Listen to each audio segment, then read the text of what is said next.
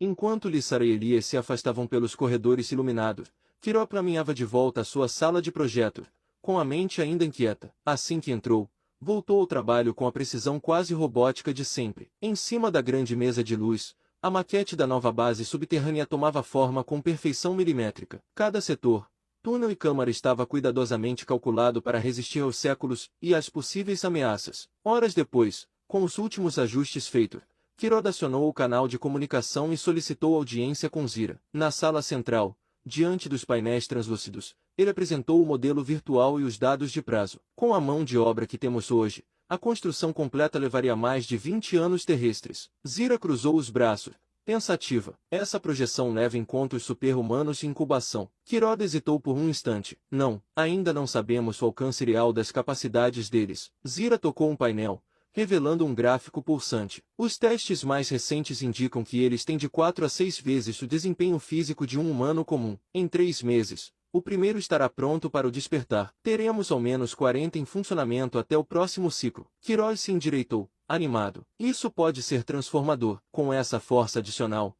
talvez cortemos o tempo pela metade ou mais. Refaça os cálculos com essas variáveis, ordenou Zira, enquanto desligava o gráfico. Foi então que Quiró notou, numa das telas auxiliares, as imagens dos mitos humanos gravadas por Elias. Ele se aproximou e comentou com desdém curioso. Esse Elias está mesmo se sobressaindo. Zira arqueou a sobrancelha. O que quer dizer com isso? Quiró olhou firme. Não podemos esquecer que parentes dele fugiram. Ele ainda é humano. E agora que está tão próximo de nós, por que não usá-lo? Para quê?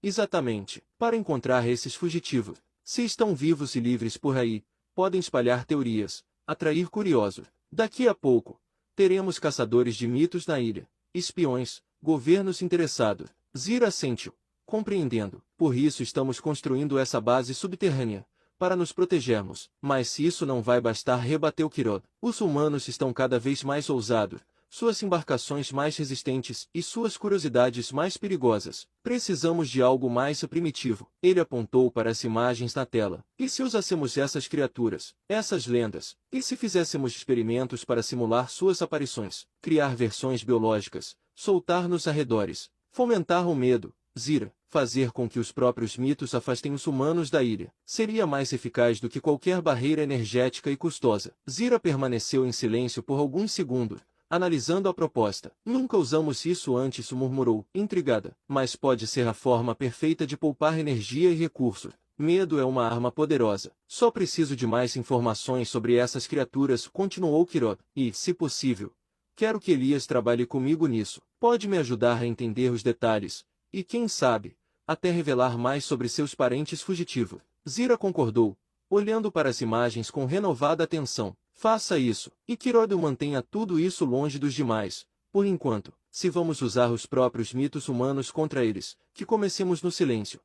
Quiró retornou à sua sala como quem carrega nos ombros o peso de uma civilização inteira. Seu passo era silencioso, mas determinado. Assim que entrou, se dirigiu direto à mesa de projeção e refez todos os cálculos com os novos dados que Zira havia fornecido. A nova previsão de entrega da base subterrânea agora parecia bem mais promissora com a inclusão dos super-humanos em incubação. Assim que terminou o relatório que seria encaminhado a Zira e aos superiores, Quiró ativou o painel de comunicação. Lissara, traga Elias à minha sala imediatamente. Minutos depois, Lissara e Elias adentraram a sala, curiosos. O ambiente era austero como sempre, mas a presença de Quiró tornava tudo ainda mais rígido. Haverá mudanças, começou ele, direto. Após revisar os dados, conclui que a segurança da missão precisa ser repensada com urgência. Ele se levantou e os encarou. Vamos ao ponto. Precisamos falar sobre seus parentes. Elias. O rapaz pareceu paralisar por um segundo. O tom de Quiró estava mais severo do que de costume. Lissara, percebendo a tensão,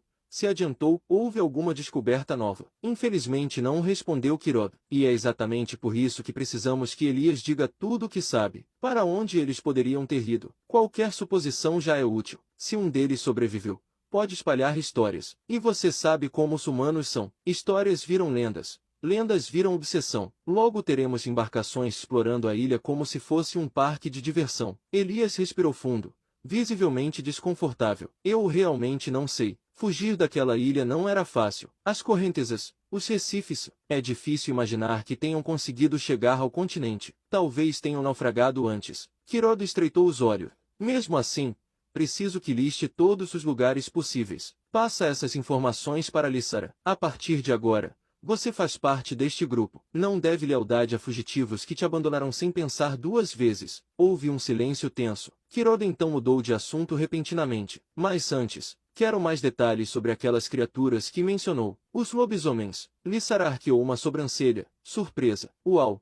Não sabia que você gostava desse tipo de história. Kiroda ignora, mantendo o foco em Elias. É para algo que estou preparando para nossa segurança. Continue. Bom, começou Elias. Dizem que o lobisomem é um homem que vira uma criatura meio lobo nas noites de lua cheia. Ele ganha força sobre-humana, sentidos aguçados, e perde a razão. Uiva alto. Cortam o silêncio da noite e às vezes anunciam morte. Segundo as lendas, só pode ser morto por uma bala de prata ou por armas enfeitiçadas. Kirota notava cada detalhe como se estivesse ouvindo um relato científico. Interessante, murmurou. Isso é tudo por enquanto. Ele se levantou e os olhou mais uma vez. E quero as informações sobre seus parentes o quanto antes. Sem mais palavras, eles se retiraram da sala. Ao fechar a porta, a tensão parecia ainda escorrer pelas paredes frias daquela base escondida do mundo. Após longas horas de cálculo, Kirob finalizava o novo relatório da base subterrânea. As estimativas haviam mudado drasticamente com a chegada dos primeiros super-humanos em apenas 4 anos. Com o arquivo criptografado em mãos,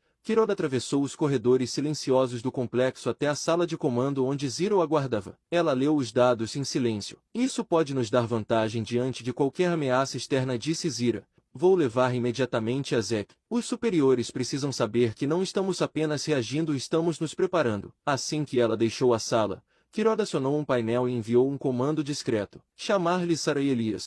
Lissara conduziu Elias até uma pequena sala isolada, equipada com mapas virtuais e registros de geolocalização terrestre. Tá tudo bem, Elias. Só precisamos de informações básicas. Ninguém aqui está te culpando por nada. Ele hesitou por um instante, olhando os mapas com um olhar distante. Então começou a tocar os pontos. Aqui era minha aldeia ou o que restou dela. Meus tios costumavam pescar nessa enseada ao sul. Essa floresta aqui. Eles gostavam de se esconder quando o clima ficava tenso com os outros grupos. Lissara registrou tudo no banco de dados central. Logo, os dados chegaram até Kirod, que, sem perder tempo, procurou Vorn. Precisarei de suas naves autônomas. Vorn, discreta-se com sensores de vida, disse ele. Quer caçar fantasmas. Vorn riu. Mas tudo bem, vamos ver se eles ainda estão por aí. Horas depois, uma frota de minúsculas sondas sobrevoava as coordenadas indicadas por Elias. As imagens eram frias, melancólicas, ruínas tomadas pela vegetação, redes de pesca rasgadas, cabanas apodrecidas pelo tempo e pela marisia. Nenhum sinal de presença humana recente, nem pegadas, nem calor, nada. Elias observava a tela ao lado de Kirod,